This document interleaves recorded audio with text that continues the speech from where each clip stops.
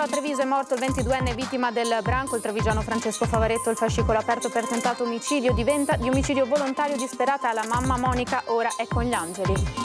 Parla l'amico tassista che per alcuni mesi aveva accompagnato Francesco a casa dopo lavoro. La mamma pagava il taxi al figlio perché evitasse le cattive compagnie. Francesco voleva una vita normale, racconta. Mattinata di tensione all'aeroporto Marco Polo di Tessera, dove un volo proveniente da Londra ha dovuto deviare per un atterraggio d'emergenza in seguito a malori che hanno colpito 3 hostess e un passeggero. Non si è fermato all'alto della polizia stradale ed è scattato l'inseguimento a Marghera, finito con l'auto della Polstrada schiantata contro un mezzo di Veritas. 2 agenti sono rimasti feriti. Ennesima vittima della strada in Veneto, un noto ristoratore di 62 anni di Adria finisce fuori strada con la macchina a Ceregnano e si schianta contro un palo. Per lui non c'è stato nulla da fare. Continuano le indagini sulla 46enne arrestata con l'accusa di omicidio. La donna non si spacciava per operatrice sociosanitaria, si trovava nel carcere di Verona. La procura valuta l'esumazione della salma. Grande successo per il Cantanatale 2024, l'emozione fa battere il cuore di Padova e porta un coro di 7.000 voci alla pediatria. Buonasera, bentrovati, edizione regionale dei nostri telegiornali. Prima di cominciare con le notizie, come di consueto, iniziamo proponendovi il sondaggio che andrà in onda questa sera a Ring a partire dalle 21. Avete tempo di votare per tutta la serata ancora e anche durante la puntata condotta questa sera dal nostro vice direttore Ferdinando Avarino. Lo vedete in sovraimpressione il quesito di oggi. Salvini assolto, deve tornare agli interni. Se siete d'accordo, se non siete d'accordo, digitate i numeri che vedete in verde e in rosso, registreremo le vostre valutazioni e le vostre scelte. L'esito durante il corso della puntata questa sera a partire dalle 21 a Ring, sempre su questa rete. E ora la cronaca, lo avete sentito dai nostri titoli in testa: l'aggressione di via Castelmenardo a Treviso, è morto il 22enne vittima del branco, il trevigiano Francesco Favaretto. Il servizio di Cristian Arboit.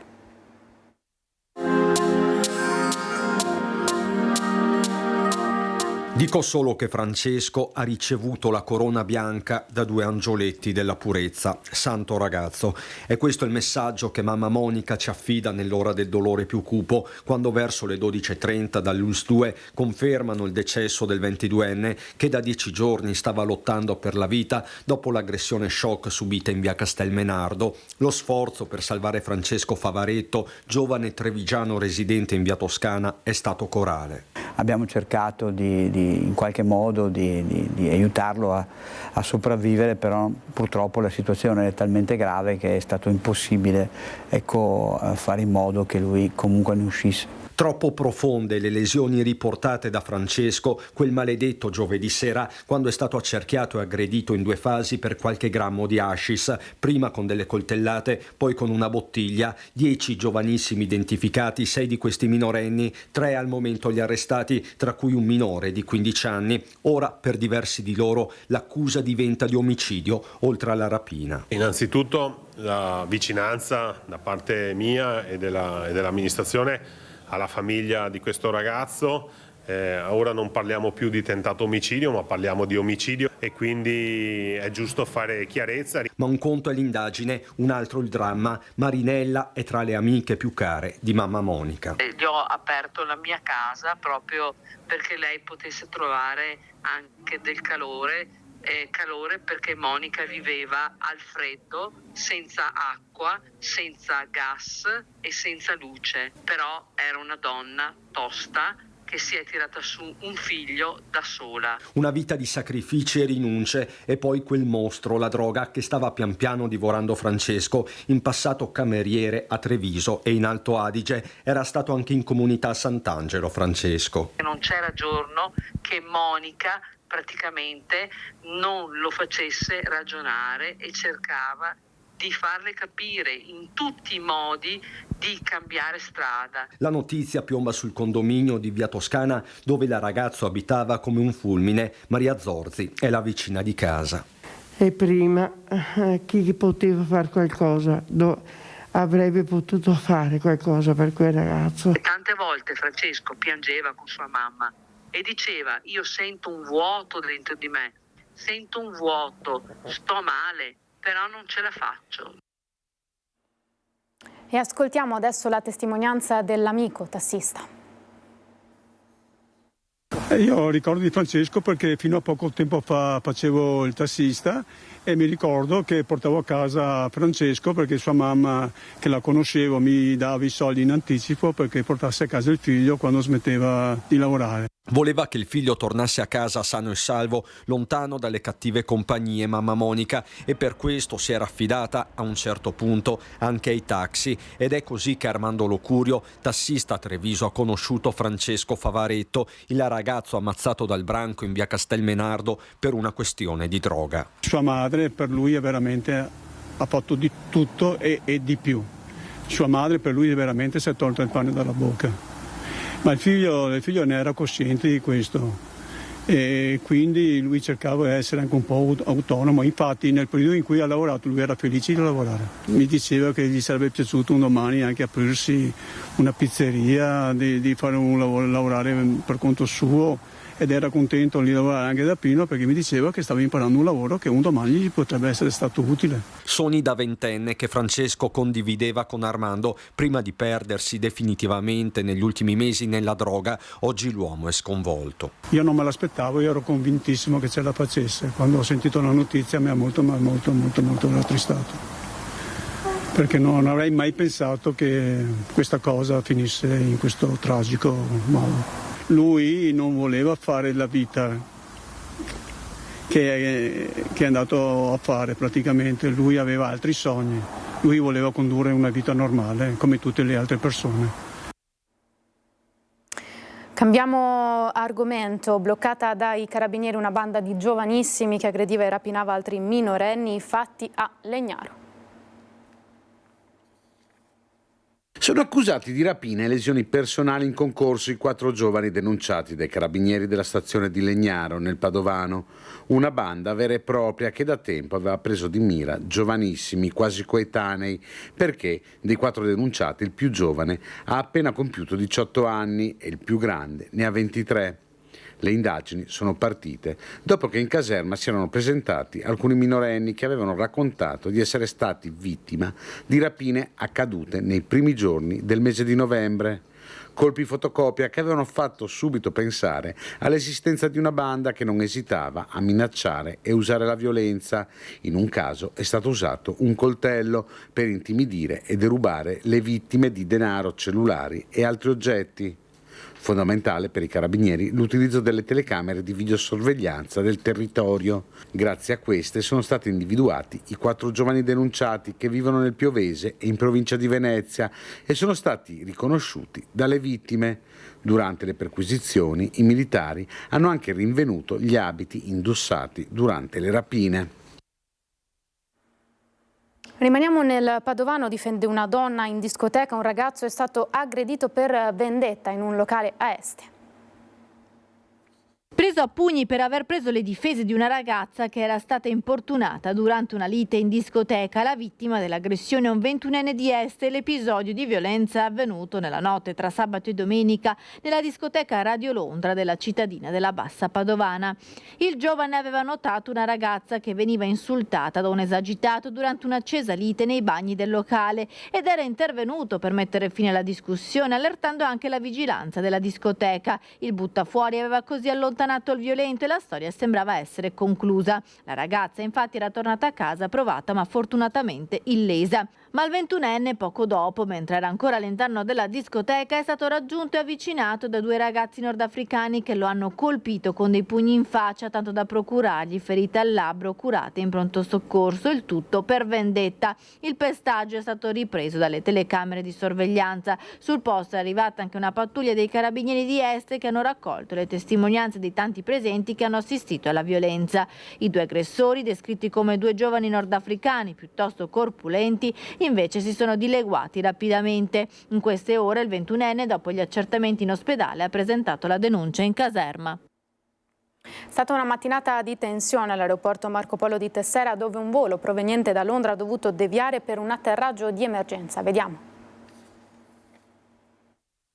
Era atteso a Sharm el Sheikh nel pomeriggio, ma un volo della British Airways partito da Londra stamane ha dovuto effettuare un atterraggio d'emergenza sulla pista dell'aeroporto Marco Polo di Tessera. L'aereo ha invertito la rotta mentre sorvolava l'Adriatico, fa sapere Save, all'altezza di Zara, poco dopo Ancona. Alcune persone infatti lamentavano difficoltà respiratorie, per questo il personale di bordo ha ritenuto più sicuro una verifica immediata a terra. L'aereo ha raggiunto lo scalo veneziano verso le 12:30, ad attendere i vigili del fuoco e i sanitari del 118 che con il personale di terra hanno subito isolato il mezzo e i passeggeri, oltre le 4 persone che chiedevano aiuto, la passeggera e le 3 assistenti di volo che lamentavano vertigini e parestesie.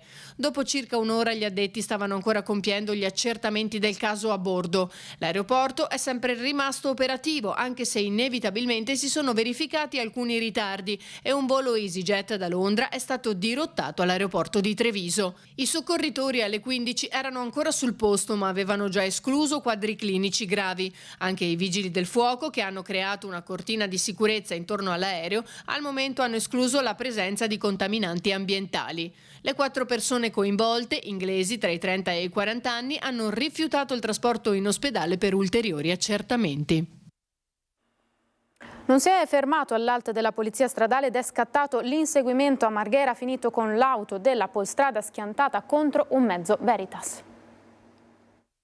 Inseguimento nella notte tra domenica e lunedì lungo via Trieste a Marghera. Ad avere la peggio un'auto della polizia stradale con 2 agenti a bordo. L'auto della stradale proveniva da via Trieste quando ha terminato la sua corsa qui all'ingresso di via del Bosco, finendo contro un mezzo di Veritas. Nell'impatto i 2 agenti sono rimasti feriti e portati poco dopo all'ospedale con l'autoambulanza. Per loro una prognosi di 7 giorni. Illeso invece il conducente del mezzo Veritas.